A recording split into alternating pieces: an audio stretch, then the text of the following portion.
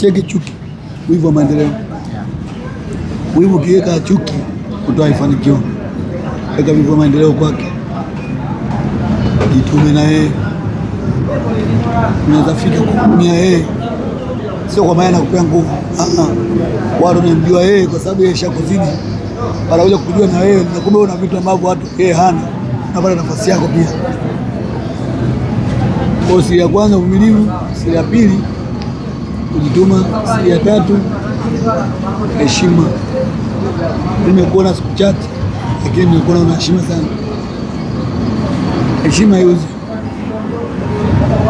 Ukiwa na hela kama una heshima, wewe huwezi kufanikiwa chochote. Kwa heshima inaanza before hela, na ukipata hela ndio unaheshimu kutumia na kuilinda kile ulichokuwa nacho.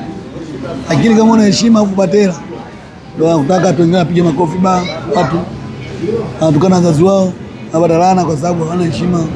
Walipata hela kipindi hawana heshima. Lakini heshima kwanza, ikija hela inaenda vizuri sana.